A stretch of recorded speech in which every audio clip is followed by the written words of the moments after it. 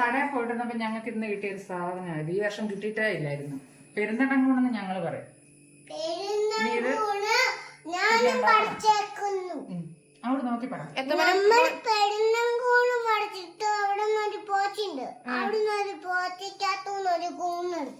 കിട്ടിയോ? നമ്മളതിപ്പോ എന്തോ ചെയ്യാൻ പോവാ? അപ്പൊ എല്ലാരും ബാ.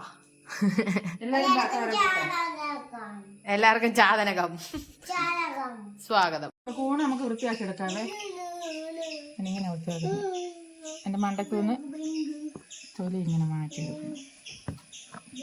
സാധാരണ ഈ സമയത്ത് ഈ കൂണ് കിട്ടിയതാ. തൈയുടെ വലിയൊരു ഇടി വന്നു കിട്ടി.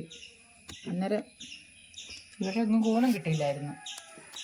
എനിക്കങ്ങ് വിഷമമായിരുന്നു ഇവരൊക്കെ കൂണ് തിന്നെന്ന് പറഞ്ഞപ്പോൾ. ഏതായാലും അതിൻ്റെ കീട് ദൈവം തീർത്തു വന്നു. ഇതാ പറയുന്നത്, നമുക്കുള്ളതൊന്നും തേടി വെക്കേണ്ടതല്ലേ ഒന്നും. അതെ, നമുക്കിനി ഇത് അരിഞ്ഞെടുക്കാം. അരിഞ്ഞിട്ടേ കഴുകാവുള്ളൂ. കഴുകിയിട്ട് അരിഞ്ഞ് കഴിഞ്ഞാൽ മണ്ണ് അതിനകത്ത് പറ്റിപ്പിടിച്ചിരിക്കും. തോരൻ വയ്ക്കാനാണ്. കറിക്കാണെങ്കിൽ ഇച്ചിരി കൂടെ വലുതായിട്ടായിരിക്കും. ഒരു പ്രാവശ്യം വിറകൊക്കെ പറച്ചിഞ്ഞ് താഴെ ഇറങ്ങി വന്ന് തന്നെ ജസ്റ്റ് മേലോട്ട് നോക്കണേ എന്തോ ഇങ്ങനെ വെള്ളം മുണ്ട് വെച്ചിട്ടേക്കുന്ന പോലെ ഇങ്ങനെ നിൽക്കുന്നു. ഞാൻ ആ വിറക് വിട്ടു ഓടിപ്പോയിട്ട് പാവാടക്കകത്ത് പാവാട മണ്ടഭാഗം കെട്ടി കൂണ് കുറച്ച് വീട്ടിൽ കൊണ്ട് വെച്ചു. പിന്നെ പോയി വിറക് എടുത്തുകൊണ്ട് വന്നു. ഈ എത്ര ദിവസം കഴിച്ച കൂണ് കറി. ഇത് വല്ലാത്ത ഇഷ്ടമുള്ള സാധനമാണ്. കൂണ് കഴുകി വൃത്തിയാക്കി നല്ലോണം പിഴിഞ്ഞെടുക്കണം. കഴുകിയിട്ട് നല്ലോണം ഞെവിടി പിഴിയരുത്. നല്ലോണം ഒലച്ച് കൈ കൊണ്ട് ഇങ്ങനെ ഒലച്ചൊലച്ചെടുത്തേച്ച് പിഴിഞ്ഞെടുക്കണം കൂണ്. നല്ല വെള്ളമുള്ള സാധനമല്ല. ഇനി അതിന് ഒരു രണ്ട് പിടി ചുമന്നുള്ളി, 5 പച്ചമുളകും, ഒരു ചെറിയ മുറി തേങ്ങയും, 2 തല കരിവേപ്പിലയും. ഞാനിനി ഇത് അരിഞ്ഞെടുക്കട്ടെ. ചുമന്നുള്ളി ഇങ്ങനെ ചെറുതായിട്ട് അരിഞ്ഞിട്ട്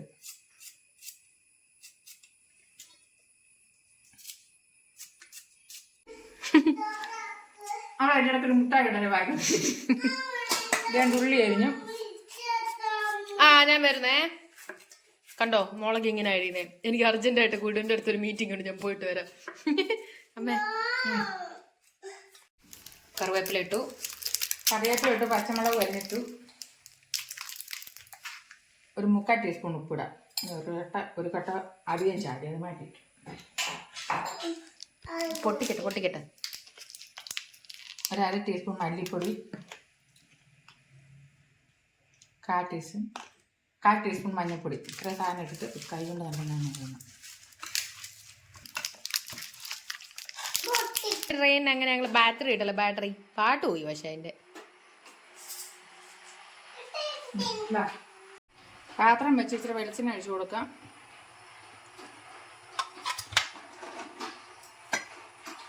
വെളിച്ചെണ്ണ ചൂടാക്കട്ടെ.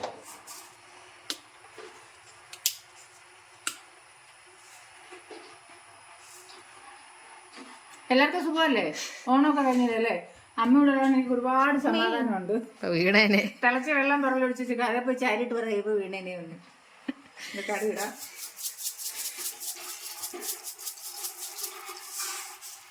ഇങ്ങനത്തെ പാത്രത്തിൽ ഇട്ട് വെച്ചാൽ എനിക്ക് എപ്പോഴും തുറന്ന് കൈ കൊണ്ട് വാരാൻ വയ്യ. അതുകൊണ്ട് തുറന്ന് വാരുമ്പോ ചിലപ്പോ അധികം വീഴും. ഇതാകുമ്പോ അതിനാവശ്യമുള്ള വീഴും. അതിപ്പം പൊട്ടിത്തെറിച്ചതിന്റെ പാട്ടിന് പോകും. അടച്ചു കിട്ടും. ഇതതിൻ്റെ അരപ്പ് കണ്ട ചതച്ച് വെച്ചേക്കുന്നവരല്ലേ. കൂണിനൊന്നും ഒരിക്കലും ചതക്കരുത്. ഇങ്ങനെ നല്ലോണം ഞെവിടി എടുത്താൽ മതി. അപ്പോഴതിന് ശരിക്കുള്ള ടേസ്റ്റ് കിട്ടത്തുള്ളൂ. നല്ല രുചിയായിരിക്കും. അതെ, നല്ലൊരു അങ്ങനെ നിൽക്കണം. രണ്ട് കടുക് പൊട്ടി നമുക്ക് ഈ മസാല ഇട്ട് കൊടുക്കാം.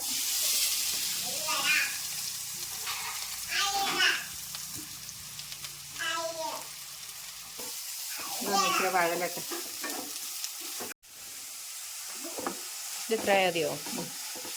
കാരത്തിനകത്തേക്ക് നമ്മുടെ കൂണിടാം.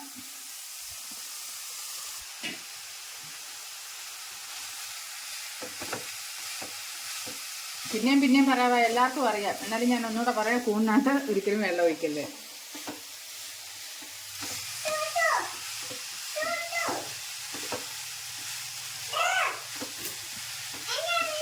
ഇതുണ്ടാക്കിയിട്ട് വേണം ഇത്. എന്നെ വീഡിയോ എടുക്കണോ?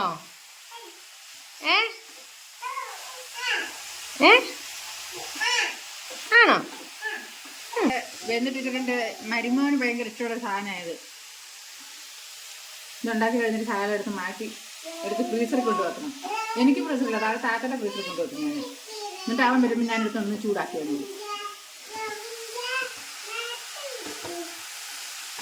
ഇത് അടച്ച് വെക്കാം.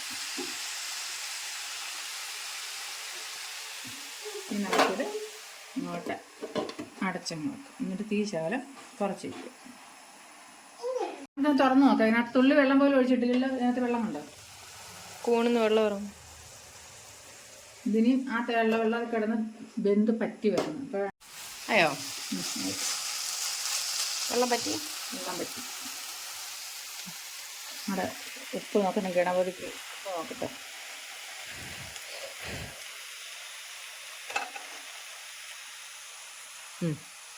വെള്ളം ഉണ്ട്.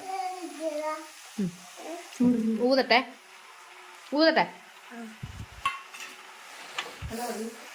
കൊള്ളാമെന്നല്ല.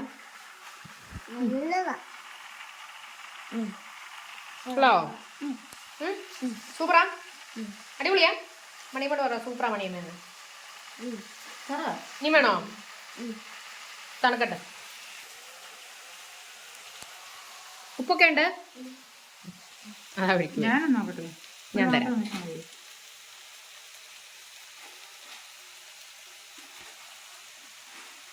ഹലോ ഞാൻ ഉണ്ടാക്കേണ്ട ആൾക്കാരും കൂടെ പറയാമല്ലോ. നല്ലതാ.